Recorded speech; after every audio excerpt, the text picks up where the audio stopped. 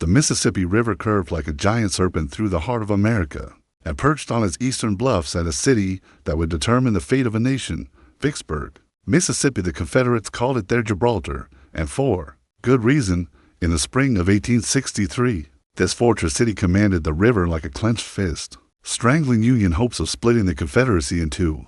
Major General Ulysses Simpson Grant stood on the deck of a transport steamer, his weathered hands gripping the rail as he studied the imposing bluffs through the morning mist. The stubborn general had already failed twice to take this prize, and Washington was growing impatient. President Abraham Lincoln himself had declared that Vicksburg is the key, and Grant knew his military career hung in the balance. The city's defenses seemed impregnable. 200 feet above the muddy waters, Confederate artillery commanded every approach. General John Clifford Pemberton had 30,000 seasoned troops manning earthworks that stretched for miles. The surrounding terrain was a maze of bayous, swamps, and dense forests that had swallowed previous Union attempts like quicksand. Most military experts considered a direct assault suicide and a siege impossible. Due to the geography, Grant's previous failures haunted him. The winter campaign through the Yazoo Delta had been a disaster. His men had struggled through mosquito-infested swamps, only to retreat in defeat.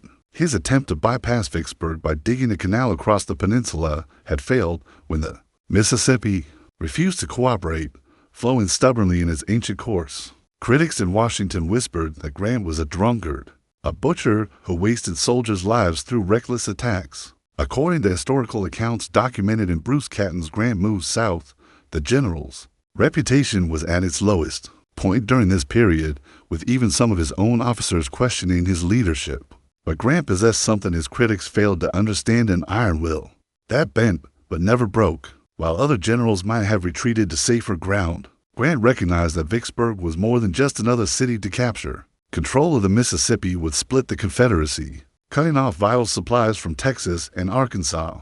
It would open the river to Union commerce and complete the Anaconda Plan that was slowly strangling the South.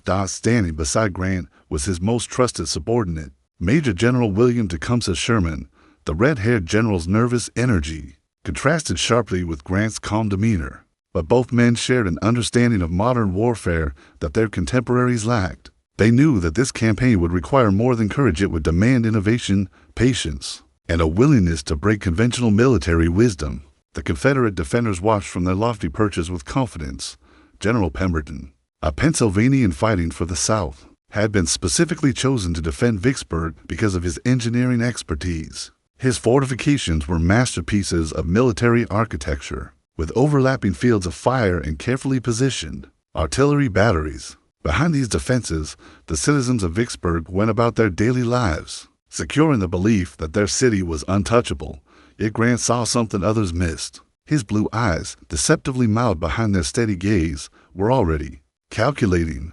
The general, who had earned the nickname Unconditional Surrender at Fort Donelson, was about to embark on the most audacious campaign of his career. He would march his army through hostile territory without a supply line, cross a major river in the face of enemy opposition, and fight a series of battles that would showcase the emergence of a new kind of warfare. The stage was set for one of the most brilliant military campaigns in American history. As April 1863 dawned, Grant's army was scattered across the Louisiana side of the Mississippi, facing what appeared to be an impossible situation. Conventional military wisdom dictated that an army needed secure supply lines, and here was Grant preparing to abandon his entirely. His plan was so radical that it violated every principle taught at West Point. Yet it was precisely this audacity that would make it successful. The general had spent months studying maps and reconnoitering the terrain, searching for a weakness in Vicksburg's seemingly perfect defenses. His solution was elegantly simple and terrifyingly risky. He would march his entire army down the Louisiana side of the river, cross below Vicksburg, and attack the city from the unexpected southern and eastern approaches. To succeed, he would need Admiral David Dixon Porter's gunboats to run past the Confederate batteries a feat that seemed to border on suicide. Grant's staff was divided. Sherman, usually supportive of bold initiatives, strongly opposed the plan. The fiery general argued that marching through the Louisiana swamps would be disastrous, that the army would be trapped without supplies, and that Porter's fleet would be destroyed attempting to pass the Vicksburg guns. Even Grant's most loyal subordinates questioned whether the army could survive cut off from his base of supplies. The opposition wasn't limited to his own officers. General-in-Chief Henry Wager Halleck in Washington favored a more conservative approach, urging Grant to return to Memphis and try a different route entirely. The political pressure was immense. Newspaper editorials demanded Grant's removal, and Secretary of War Edwin McMaster Stanton was reportedly ready to replace him. Only Lincoln's quiet support kept Grant in command, though even the president's patience was wearing thin. But Grant had studied his enemy and recognized a crucial weakness in Confederate strategy. General Joseph Eggleston Johnston commanded all Confederate forces in the region, but he was scattered across Mississippi trying to defend multiple points simultaneously. Pemberton's garrison in Vicksburg was isolated, and if Grant could move quickly enough, he could defeat the Confederate forces piecemeal before they could unite against him. The plan required perfect coordination between Army and Navy. Porters gunboats would have to run the Vicksburg gauntlet at night, carrying supplies and ammunition that would sustain the Army during its independent operations. Meanwhile, Grant would march 45,000 men through the Louisiana swamps to a crossing point below the city. Speed and surprise would compensate for the lack of traditional logistics. On the night of April 16th, the first phase began. Porter's fleet approached Vicksburg under cover of darkness, every captain knowing that dawn might find his vessel at the bottom of the Mississippi.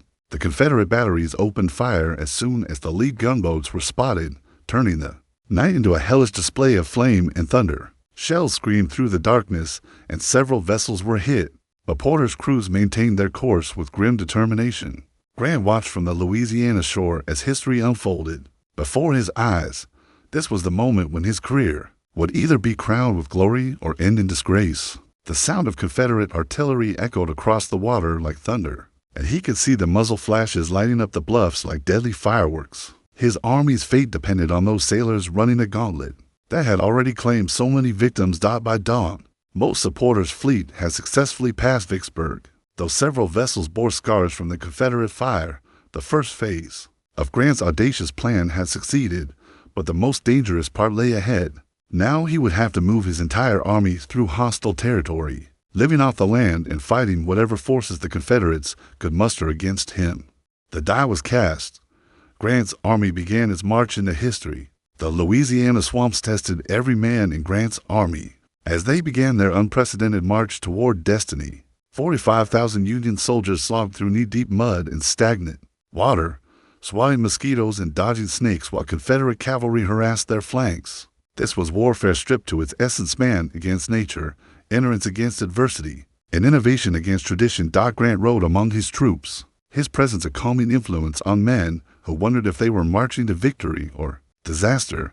The general had discarded his supply train, gambling everything on his ability to live off the rich Mississippi countryside. His soldiers carried only basic ammunition and rations, trusting their commander's promise that they would find what they needed in enemy territory. It was a leap of faith that would either vindicate Grant's genius or prove his critics right.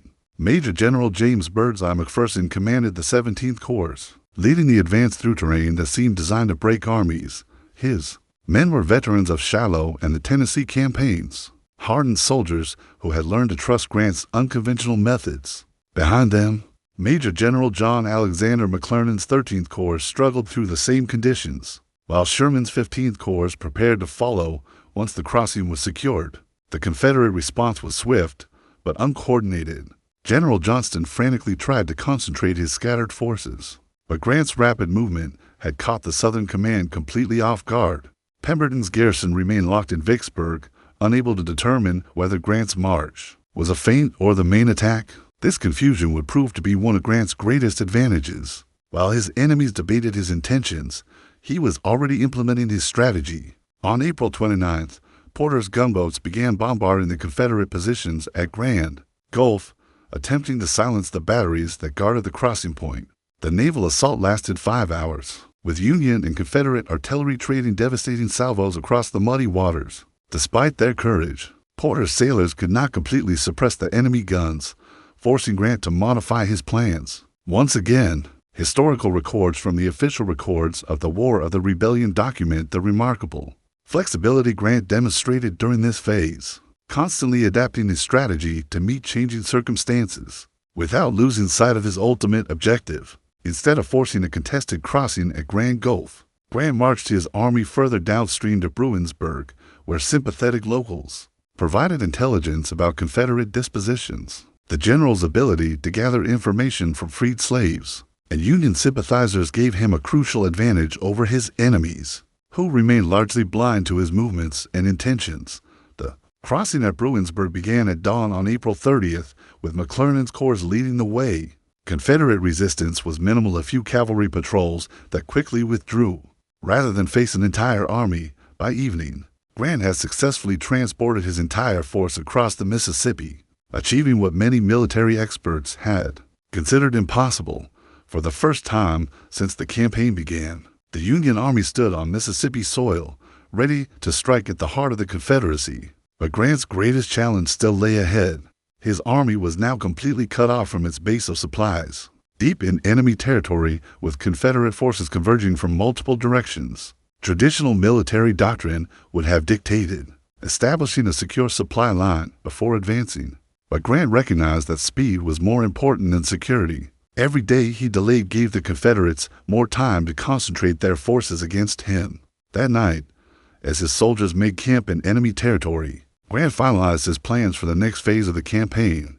He would not besiege Vicksburg directly. Instead, he would strike at the railroad junction at Jackson, cutting off Pemberton's communications and forcing the Confederate general to come out and fight on Grant's terms. It was a strategy that would require his army to march and fight continuously for the next 3 weeks, but Grant believed his veterans were equal to the challenge. The march through enemy territory had succeeded beyond all expectations, but the real test was just beginning. May 1st, 1863, marked the beginning of one of the most remarkable series of battles in military history. Grant's army, now firmly established on Mississippi soil, began its lightning campaign against divided Confederate forces. The Union general had correctly identified his enemy's greatest weakness, their inability to coordinate between separate commands, and he exploited it with ruthless efficiency. General Johnston commanded all Confederate forces in the theater, but his authority was undermined by the Confederate government's decision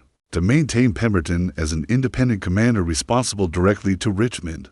This divided command structure would prove disastrous, as Grant maneuvered between his separated enemies, preventing them from combining their forces against him. The first test came at Port Gibson, where Confederate Brigadier General John Stevens Bowen attempted to halt Grant's advance with 8,000 troops. Bowen was a capable officer who had positioned his men in strong defensive terrain, but he faced impossible odds. McClernand's and McPherson's corps, totaling nearly 30,000 men, attacked the Confederate positions at dawn, beginning a battle that would demonstrate Grant's tactical evolution. The fighting at Port Gibson was fierce but brief. Bowen's men fought courageously from behind hastily constructed breastworks, but Union numbers and superior artillery gradually told. Grant personally directed the assault, showing the tactical skills that complemented his strategic genius. By afternoon, Bowen was retreating toward Vicksburg, his force intact but thoroughly beaten. Grant's pursuit was relentless. His army moved with a speed that Confederate commanders found impossible to counter, covering distances that seemed impossible for a force operating without supply lines. The secret was Grant's decision to live off the rich Mississippi countryside, turning the enemy's own resources against them. Union foraging parties stripped the region of food and livestock, feeding Grant's army while denying sustenance to their opponents. Meanwhile, the Confederate command structure was collapsing. Under the strain of Grant's unexpected strategy, Pemberton received conflicting orders from Richmond and Johnston. President Jefferson Davis wanted him to hold Vicksburg at all costs, while Johnston urged him to abandon the city and combine forces. This strategic paralysis gave Grant the freedom of movement he needed to implement his bold plan. On May 12th, Grant achieved his greatest tactical success of the campaign at the Battle of Raymond. Confederate Brigadier General John Gregg commanded 3,000 men who had been ordered to delay the Union advance, while Johnston gathered reinforcements at Jackson. Gregg's men fought with desperate courage, but they were overwhelmed by McPherson's entire corps in a battle that lasted only a few hours. The victory at Raymond opened the road to Jackson, Mississippi's capital and a crucial railroad junction.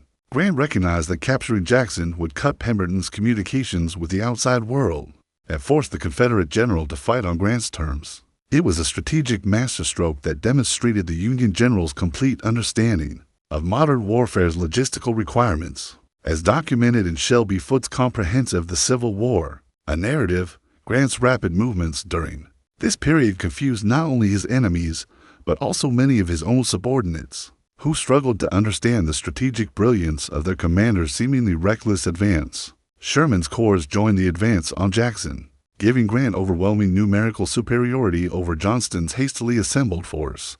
The Confederate general had gathered 14,000 men in the Mississippi capital, but he recognized the futility of defending the city against Grant's entire army. On May 14th, after a brief battle, Johnston abandoned Jackson and retreated northward, leaving the capital in Union hands. Grant's occupation of Jackson was more than just a tactical victory. It was a psychological blow that demonstrated the Confederacy's inability to defend its own heartland. Union soldiers destroyed railroad facilities and military supplies, crippling the Confederate war effort in Mississippi. More importantly, Grant had positioned his army between Johnston and Pemberton, preventing the two Confederate forces from uniting against him. The stage was now set for the climactic battle of the campaign. Pemberton, finally forced to emerge from Vicksburg's defenses, was marching eastward with 22,000 men, hoping to attack Grant's supposedly vulnerable supply lines. But Grant had no supply lines to attack. His army lived off the land and carried its ammunition with it.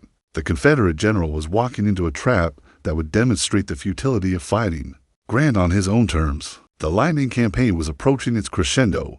May 16, 1863, dawn clear and hot as the armies converged on a ridge that would give its name to one of the Civil War's most decisive battles, Champion Hill, a modest elevation 70 feet above the surrounding countryside, commanded the roads between Jackson and Vicksburg. Here, General Pemberton would make his desperate attempt to break through Grant's forces and reunite with Johnston's army to the north. Pemberton's army stretched along the ridge in a defensive line that showcased both Confederate tactical skill and strategic confusion. The Southern general had finally decided to abandon Vicksburg temporarily and march east, but his delayed decision had already cost him the initiative. Grant's rapid movements had positioned the Union Army directly across Pemberton's line of retreat, turning what should have been a strategic withdrawal into a desperate battle for survival.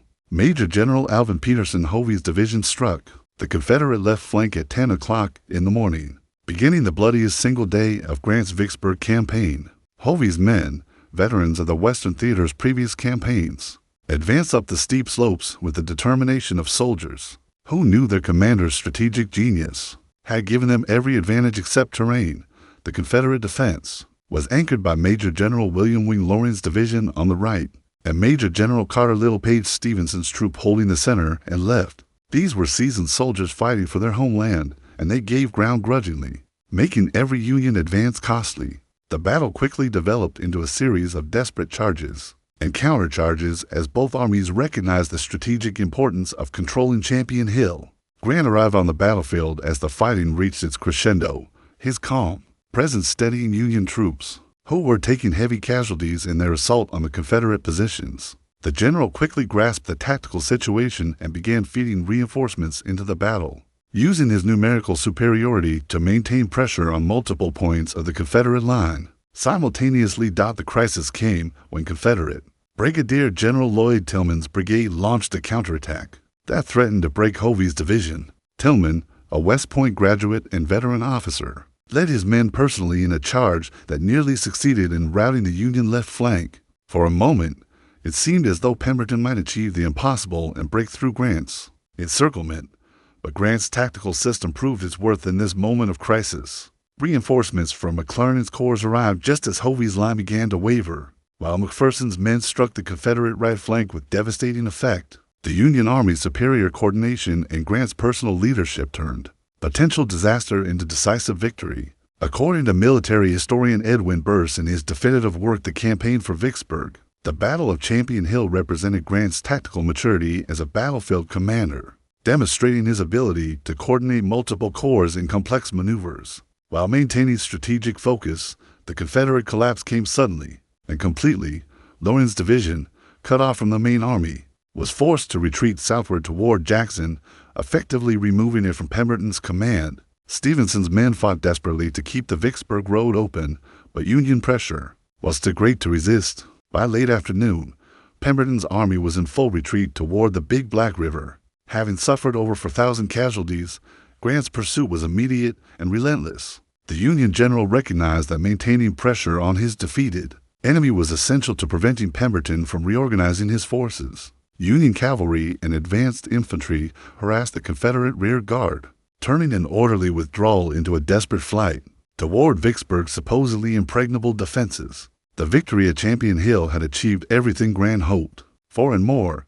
Pemberton's army was shattered and demoralized, having lost nearly 20% of its strength in a single day. More importantly, the Confederate general's attempt to break out of Grant's trap had failed completely, leaving him with no choice but to retreat into Vicksburg and endure a siege. As night fell on the Champion Hill battlefield, Grant's army prepared for the final phase of the campaign. The Confederate forces were now trapped in Vicksburg with their backs to the Mississippi River, facing an enemy who had demonstrated his tactical and strategic superiority in every engagement. The siege that would determine the fate of the Confederacy was about to begin, but first, Grant would have to deal with one more Confederate attempt to escape the closing trap. The morning of May 17th found Pemberton's demoralized army in desperate retreat toward Vicksburg, with Grant's relentless pursuit snapping at their heels like hungry wolves. The Confederate general had hoped to make a stand at the Big Black River, where the railroad bridge offered the last opportunity to delay the Union advance. But the speed of Grant's campaign had left Pemberton's forces too shattered and dispirited to mount effective resistance. Brigadier General John Clifford Vaughn commanded the Confederate rear guard, a force of 4,000 men tasked with holding the Big Black River crossing long enough for Pemberton's main army to reach Vicksburg's defenses. Vaughn's position was naturally strong. The river formed an effective barrier, and Confederate engineers had constructed earthworks on the eastern bank that should have been able to withstand a prolonged assault. But Grant's army was no longer the same force that had struggled through the Louisiana swamps just 3 weeks earlier. 17 days of continuous marching and fighting had transformed these Union soldiers into a precision instrument of war, capable of coordinating complex maneuvers under fire while maintaining the aggressive spirit that had carried them through 5 consecutive victories. McClernand's 13th Corps led the Union assault, with Brigadier General Michael Kelly Lawler's brigade spearheading the attack. Lawler, a massive Irish immigrant known for his physical courage and tactical skill, recognized that speed was more important than careful preparation. His men formed up in a dense column and charged directly at the Confederate earthworks, counting on momentum and surprise to carry the position. The assault began at 10 o'clock in the morning and was over within 3 hours, a testament to both Union aggressiveness and Confederate demoralization. Vaughn's men fought courageously, but they had been psychologically broken by the series of defeats that began at Port Gibson and culminated at Champion Hill. When Lawler's brigade stormed their earthworks, Confederate resistance collapsed with shocking suddenness. The panic that followed was complete and devastating. Confederate soldiers abandoned their positions and fled toward the railroad bridge, creating a chaotic scene that demonstrated the complete breakdown of Southern morale. In their haste to escape, retreating Confederates set fire to the railroad bridge, cutting off their own escape route and trapping hundreds of their comrades on the eastern bank. Grant watched the Confederate rout from a nearby hill, his satisfaction tempered by professional respect for the courage his enemies had shown throughout the campaign. The Union general had achieved something unprecedented in military history. He had marched an army through enemy territory for 17 days, fought and won 5 major battles, and captured the Mississippi capital, all while living off the land and maintaining complete operational security. Sherman's corps arrived on the battlefield as the fighting ended, adding their weight to Grant's already overwhelming advantage. The red-haired general, who had initially opposed the campaign, now recognized the brilliance of his commander's strategy. In later years, Sherman would describe Grant's Vicksburg campaign as the most perfect military operation in American history. As noted in James McPherson's Battle Cry of Freedom, the speed and completeness of Confederate collapse at Big Black River demonstrated how thoroughly Grant's campaign had broken enemy morale and cohesion. The capture of the Big Black River crossing eliminated Pemberton's last hope of escaping Grant's trap. With the railroad bridge destroyed and Union forces controlling all the river crossings, the Confederate army had no choice but to retreat into Vicksburg's fortifications and prepare for a siege. Pemberton's gamble to break out and join Johnston had failed completely, leaving 30,000 Confederate soldiers trapped in a city that could not feed them indefinitely. Grant's pursuit continued immediately, his army advancing across the Big Black River on hastily constructed bridges while Confederate stragglers fled toward Vicksburg. The Union general recognized that maintaining pressure on his beaten enemy was essential to preventing any last-minute escape attempts. By evening, advanced elements of Grant's army were already probing Vicksburg's outer defenses. The trap had closed with mathematical precision. In just over 2 weeks, Grant had transformed a seemingly impossible situation into inevitable victory. His army controlled all approaches to Vicksburg, while Porter's fleet dominated the Mississippi River. Pemberton's garrison was effectively cut off from all outside support, facing an enemy that had demonstrated overwhelming tactical and strategic superiority. The siege of Vicksburg was about to begin, but the outcome was no longer in doubt. Grant's genius had created conditions that made Confederate defeat inevitable now. It was simply a matter of time before the Gibraltar of the Confederacy would fall. As May faded into June 1863, the siege of Vicksburg settled into a deadly routine that would test the endurance of both armies and civilians trapped within the Confederate stronghold. Grant's forces, now numbering over 70,000 men, completely encircled the city while Porter's fleet controlled the Mississippi River. Pemberton's garrison, reduced to about 30,000 effective troops, faced starvation and inevitable defeat behind their seemingly impregnable earthworks. The siege represented a new form of warfare that combined traditional military tactics with modern industrial capabilities. Grant's engineers, led by capable officers who understood the principles of military engineering, began constructing an elaborate network of trenches and approaches that gradually tightened the noose around Vicksburg. These works stretched for 15 miles, creating a fortress that protected the Union Army while slowly strangling the city. Grant's initial attempts to storm Vicksburg's defenses had failed with heavy casualties, teaching the Union general that courage alone could not overcome well-constructed fortifications defended by determined troops. The assaults of May 19th and 22nd cost over 3,000 Union casualties, without achieving any significant tactical gains. These failures forced Grant to adopt a patient approach that would ultimately prove more effective than direct assault. The civilian population of Vicksburg suffered terribly during the siege, as food supplies dwindled and Confederate authorities imposed strict rationing. Citizens dug caves into the hillsides to escape Union artillery bombardments, creating an underground city that testified to human endurance under extreme conditions. Children grew accustomed to the sound of shells whizzing overhead, while women struggled to maintain normal family life under extraordinary circumstances. Pemberton's situation grew more desperate with each passing day. Confederate attempts to break the siege from outside had failed when Johnston's relief force proved too weak to challenge Grant's army. The garrison's ammunition was running low, disease was spreading through the overcrowded defenses, and desertion rates were climbing as soldiers realized their cause was hopeless. Union forces gradually extended their siege works closer to the Confederate lines, using techniques that anticipated the trench warfare of later conflicts. Miners from Illinois and other states applied their civilian skills to military purposes, digging tunnels beneath Confederate strongpoints and packing them with explosives. The most famous of these efforts culminated in the explosion of June 25th, when Union engineers detonated a massive mine beneath the 3rd Louisiana Redan. The mine explosion created a crater 30 feet deep and 80 feet across, temporarily stunning both armies with its awesome destructive power. Union assault troops poured into the gap, hoping to exploit the breach, but Confederate defenders quickly recovered and sealed the opening with desperate counterattacks. The failure of this assault convinced Grant that patience, not heroics, would ultimately reduce Vicksburg. As documented in Terrence Winchell's Triumph and Defeat, the Vicksburg Campaign. Grant's understanding of siege warfare evolved throughout the campaign, demonstrating his ability to adapt traditional military methods to modern conditions. By early July, conditions inside Vicksburg had become unbearable. Confederate soldiers were eating rats and leather to survive, while civilians faced complete starvation. Pemberton's ammunition was nearly exhausted, and his men were too weak from hunger to mount effective resistance. The Confederate general finally recognized that further resistance would only increase suffering, without changing the inevitable outcome. On July 3rd, Pemberton requested a meeting with Grant to discuss surrender terms. The two generals met between the lines on July 4th, Independence Day. In a scene heavy with historical irony, Grant, magnanimous in victory, offered generous terms that allowed Confederate officers to keep their sidearms and soldiers to return home on parole. These terms reflected the Union general's understanding that reconciliation would ultimately be more important than revenge. The surrender ceremony on July 4, 1863, marked the effective end of Confederate control over the Mississippi River.